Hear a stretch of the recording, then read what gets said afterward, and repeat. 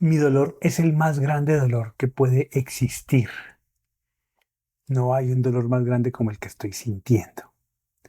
Esta es una sentencia, esta es una afirmación que escuchamos con mucha frecuencia y que a veces se fortalece en los grupos de apoyo y tiene varias miradas que quisiera y me gustaría ahorita analizar con cada uno de ustedes, un poco para darle sentido, darle perspectiva, darle eh, análisis a esta frase que muchas veces cuando no la entendemos en su real dimensión y cuando nos obsesionamos con esta afirmación, pues puede llegar a fortalecer la victimización.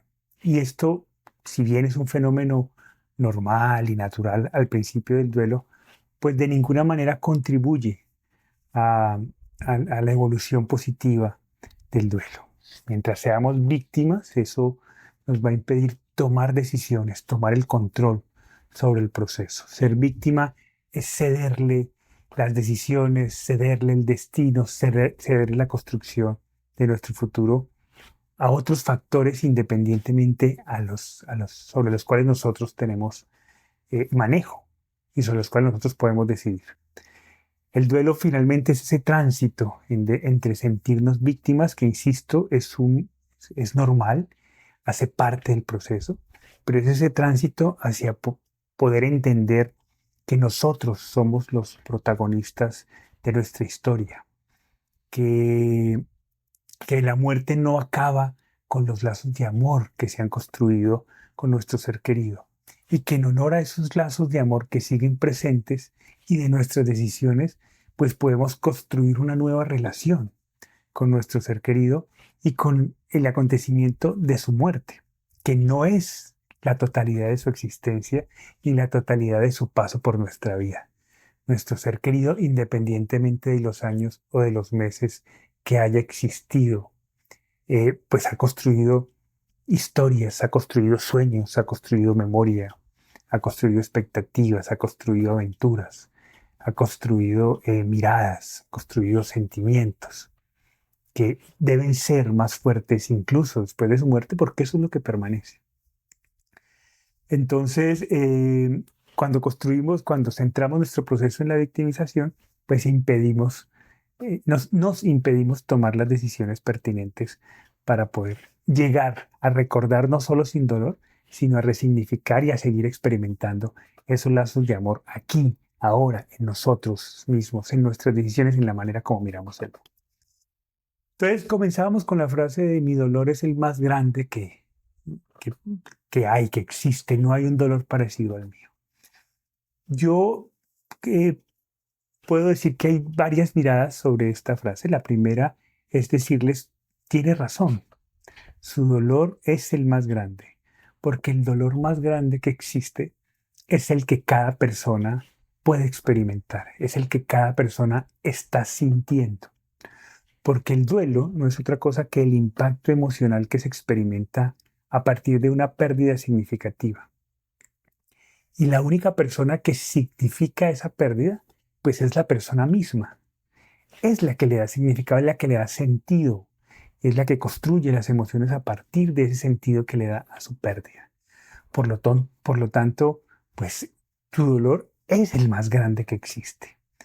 El problema es que esa oración a veces la utilizamos para comparar dolores o para afirmar que el mío es más grande que el tuyo. No, una cosa es que tu dolor sea el más grande que existe y otra cosa es que ese sea más grande a otro. Si es el más grande, porque es tu dolor, porque es único. Entonces no es comparable, ¿sí?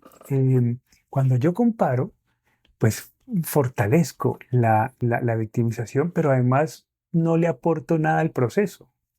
Y además estoy comparando algo sobre el cual no hay punto de comparación. Porque cada dolor es distinto, cada persona procesa las emociones de manera diferente, cada historia es distinta, cada acontecimiento de fallecimiento es distinto y la interpretamos de manera distinta. Así que mi dolor no es comparable con el de otro. Y además que en el duelo es muy común ver no solo comparaciones individuales, sino además grupales, ¿no? Entonces, el dolor por la pérdida de un hijo es más grande que cualquier otro duelo, ¿sí? Y entonces, no es que tú perdiste a tu padre, pero es que yo perdí a mi hijo. Entonces, tú tienes un nombre, te llamas huérfano, pero la pérdida de un hijo, pues no tiene nombre. Primero, esta es una sentencia equivocada.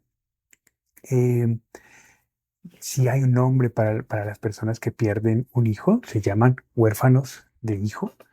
Em, pero independientemente de si tiene un nombre o no tiene nombre, pues es una pérdida significativa que duele, que tiene unas características particulares y diferentes a cualquier otra pérdida, y que es ahí, en esas diferencias, en donde debemos entrar nuestro proceso de acompañamiento.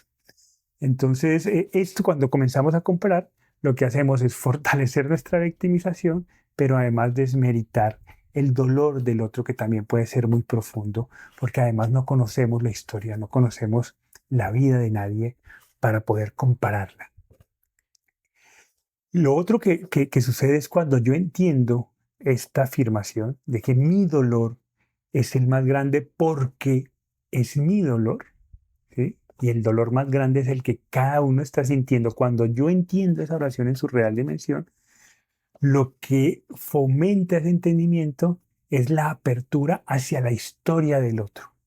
Y cuando yo me abro a escuchar la historia del otro, a entender su humanidad y cómo ese dolor parte desde su humanidad, abro la posibilidad a primero quitarle fuerza a mi dolor, pero además a utilizar mi historia para poder brindar sanación. Quizás cuando yo comparto mi historia con otras personas que están pasando por procesos similares, le doy un uso práctico a partir del amor a esa historia que hoy me duele y que hoy estoy experimentando como algo inmenso.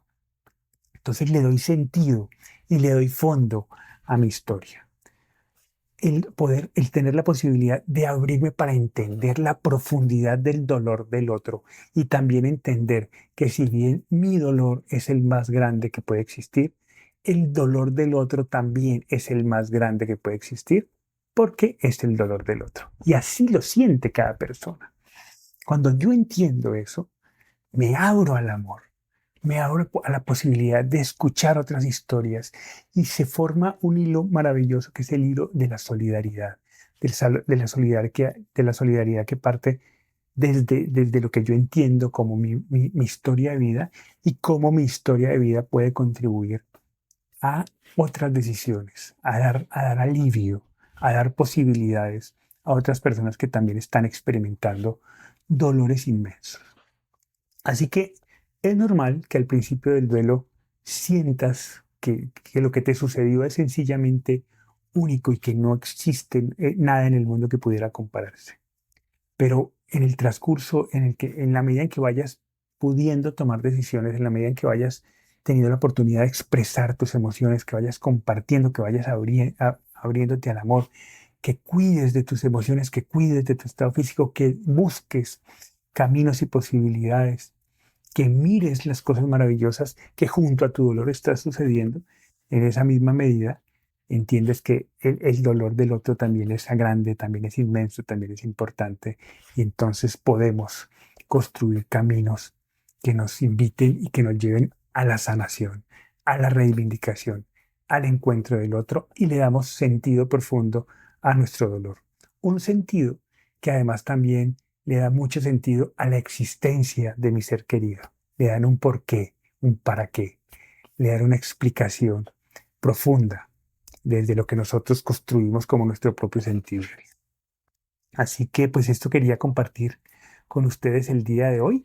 Por favor, díganme qué piensan de lo que acabo de decir, cómo ven lo que estoy comentando, qué opinión tienen sobre lo que les estoy diciendo, sobre la afirmación que nos convoca el día de hoy. Me gustaría poder leerlos. Yo leo todos los mensajes que escriben en YouTube y los contesto, por lo menos agradeciendo si no tengo mucho que decir, o haciendo mis comentarios. Así que me gustaría poder escuchar qué piensan sobre este mito sobre el cual hemos hablado el día de hoy. Les envío un fuerte abrazo y nos vemos entonces en una siguiente reflexión sobre los mitos del duelo. Un abrazo para todos.